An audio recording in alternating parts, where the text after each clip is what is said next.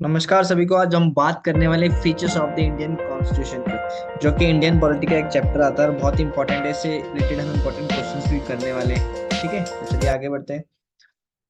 तो फर्स्ट जो हमारा क्वेश्चन रहता है ना, और दरअसल अभी इसके ऊपर का डिस्कशन भी चल रहा है इंडिया के अंदर, कि हम इंडिया का नाम भारत रखने के बारे में सोच रहे हैं। ठीक है, तो संविधान में, तो चलिए हम बात करते हैं। फर्स्ट है ना, तो संविधान में हमारे राष्ट्र का उल्लेख किस नामों से किया गया है? तो वो नाम किसने? इंडिया दैट इज भारत, अर्थात इंडिया था क्या है? भारत। और अभी आपने दरअसल इसका डिस्कशन भी सुना होगा कि हम इंडिया का नाम भारत रखना सोच रहे हैं। ऑलरेडी हमारा नाम भारत दिया हुआ है, ठीक है, संविधान के अंदर। सेकंड, भारतीय संविधान में किस प्रणाली प्रकार की शासन प्रणाली की व्यवस्था की गई है? तो संसदात्मक। ठीक है, संसदात्मक शासन प्रणाली अपने आप है। ठीक है, संसदात्मक शासन प्रणाली व्यवस्था में विधायिका का कार्यपालिका पर नियंत्रण होता है। विधायिका का कार्यपालिका पर नियंत्रण होता है। ठीक है। थर्ड पॉइंट बात करते हैं, अध्यादेशात्मक शासन प्रणाली का आधार एक तत्व है। तो हमारे यहाँ पे क्या है? एकल कार्यपालिका है। क्या है? एकल कार्यपालिका है। भारत की संसदीय शासन प्रणाली एवं ब्रिटेन की संसदीय शासन प्रणाली के मध्य अंतर का मुख्य अंतर क्या है? सिर्फ और सिर्फ न्यायिक समीक्षा का अंतर है हम दोनों के अंदर, ब्रिटेन और इंडिया के अंदर। ठीक है। भारत का संविधान परिसंघीय है। क्या है?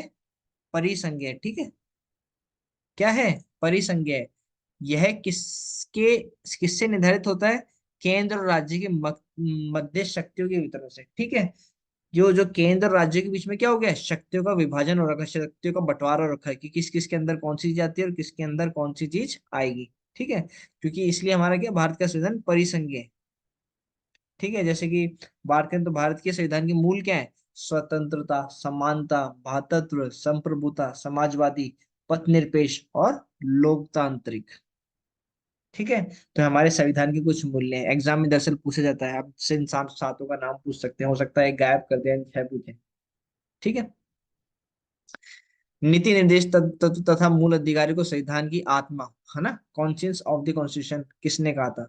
तो ये क्वेश्चन बार बार पूछा गया है। आपको बता दूं, नीति निर्देश तत्व, डायरेक्टिव प्रिंसिपल ऑफ, है ना, जो आर्टिकल 32 के अंदर, अनुच्छेद 32 में दिए हुए हैं, का मूल अधिकार कहाँ से, मतलब संविधान की आत्मा किसने कहा था? ग्रेनविल ऑस्टिन ने कहा था। ये ध्यान रखना, बहुत इंपॉर्टेंट क्वेश्चन है, बहुत ही ज्यादा।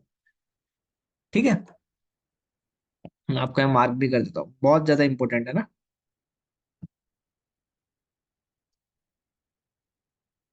ठीक है, मूल संविधान में कुल कितने अनुच्छेद और कितनी अनुसूचियां थी? तो ध्यान रखना, 395 अनुच्छेद और 8 अनुसूचियां थी। हमने अभी लास्ट क्लास में ये चीजें पढ़ी थी, 395 अनुच्छेद और 8 अनुसूचियां हैं। सर्वप्रथम कांग्रेस के अधिवेशन में जनगण मन कब गाने गए थे? तो याद रखना, कलकत्ता अधिवेशन में। ठीक है, वर्ष 1911 के अंदर मोस्टली सवाल पूछा जाता है। और अधिवेशन के बारे में पूछा जाता है, ईयर पूछ लेते हैं, कब गाया गया था। ठीक। और हम हमेशा क्या रखते हैं कि राष्ट्र जनगण किसने गाया था ना। तो बेसिक ये क्वेश्चंस भी हैं। राष्ट्रगान के गायक का मानक समय कितना है? तो हमेशा देखना, राष्ट्रगान के मानक का समय कितना है? सिर्फ और सिर्फ 52 सेकंड। 52 सेकंड के अंदर अपना नेशनल एंथम क्या होना चाहिए? खत्म हो जाना चाहिए। भारतीय संविधान की जटिलता के कारण इसे वकीलों का स्वर्ग भी कहा जाता है। तो अक्सर आपसे क्वेश्चन पूछ सकते हैं ना, कि भारतीय संविधान की जटिलता के कारण इसे डैश कहा जाता है। ठीक है, तो याद रखना, वकीलों का स्वर्ग। एस आर बोमन, भारत बनाम भारत संघवाद, 1994 के उच्च न्यायालय ने कहा था भारतीय संविधान एक परिसंघात्मक संविधान है ना। तो एम आर मुंबई बनाम भारत संघवाद था, एक केस था 1994 के अंदर। उसमें उच्चतम हाईकोर्ट न्यायालय ने क्या कहा था? कि भारतीय संविधान एक परिसंघात्मक संविधान है। ठीक है, भारतीय संविधान अधिक कठोर और अधिक लचीले के मध्य एक अच्छा संतुलन स्थापित करता है। यह कथन किसने कहा था? किसने कहा था कि भारतीय का जो संविधान है ना, वो कठोर भी है और लचीला भी है? तो ये कहने वाले कौन थे? केसी वियर। ठीक है, केसी वियर ने ऐसा कहा था। भारतीय संविधान अशंत है कठोर और अशंत है लचीला है। भारतीय अर्धसंघात्मक राज्य है, ये किसने कहा था? केसी विलर। ये नहीं पूछते अक्सर, मैंने देखा है क्वेश्चन।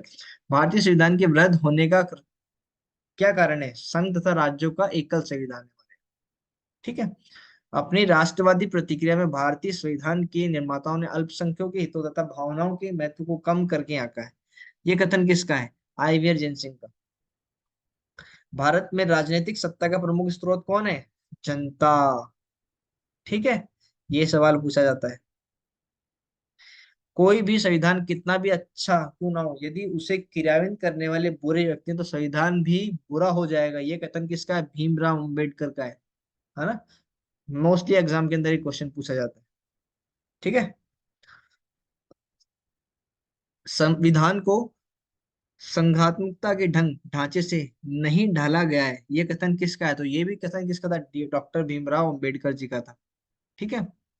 भारत की स्वतंत्रता के बाद भारतीय राष्ट्रीय कांग्रेस को एक राजनीतिक दल के रूप में भंग कर दिया जाना चाहिए था। ये सुझाव किसने दिया था? तो महात्मा गांधी जी ने दिया था ये। है ना। तो महात्मा गांधी तो चाहते थे कि राष्ट्रीय कांग्रेस क्या हो जाए, उस टाइम भंग कर देनी चाहिए थी। ठीक है। भारतीय संघवाद को सहकारी संघवाद या कोऑपरेटिव फेडरलिज्म किसने कहा था? ग्रेनविल ऑस्टिन ने। ये क्वेश्चन पूछा जाता है। ठीक है। भारतीय संघवाद को सहकारी संघवाद या कोऑपरेटिव फेडरलिज्म किसने कहा था? ग्रेनविल ऑस्टिन ने। याद रखना। ठीक है। अध्यात्मक शासन प्रणाली में कार्यपालिका की समस्त शक्तियां किस में निहित होती हैं? राष्ट्रपति में। तो जहां ये क्वेश्चन पूछा जाता है ना, आपको वापस से मैं थोड़ा सा मार्क कर देता हूँ। ठीक है। कार्यपालिका की समस्त शक्तियां किसके अंदर निहित होती हैं? हमारे प्रधानमंत्री के पास। ठीक है। तो ये क्वेश्चन आपको, ये पॉइंट हमेशा ध्यान रखना, आप इंपॉर्टेंट डाल देते हैं। मौलाना अब्दुल कलाम आजाद ने संविधान सभा में वयस्क मताधिकार को 15 वर्ष के लिए स्थगित करने की बात की थी। तो मौलाना अब्दुल कलाम आजाद थे ना, उन्हें संविधान सभा में वयस्क मताधिकार, है ना, एडल्ट को 15 वर्ष के लिए स्थगित करने की बात की थी। ये क्वेश्चन अक्सर पूछा जाता है। भारत का राष्ट्रीय पशु कौन है? तो हम सबको ध्यान है, पशु कौन है हमारा? बाघ। Most important question. भारत का राष्ट्रीय पुष्प कौन है? तो वो है कमल। ठीक है। एंड भारत का राष्ट्रीय पक्षी कौन है? मोर।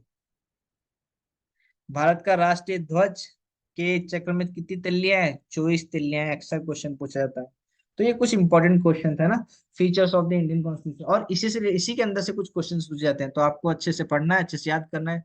देखिए ट्रिक्स आपको याद नहीं रहेंगी, इसलिए क्या है, मैं कहता हूँ आपको बार बार याद करोगे तो ऑटोमेटिकली सभी चीजें याद हो जाएंगी। बस अपने आप को समय दीजिए। तो थैंक यू सो मच।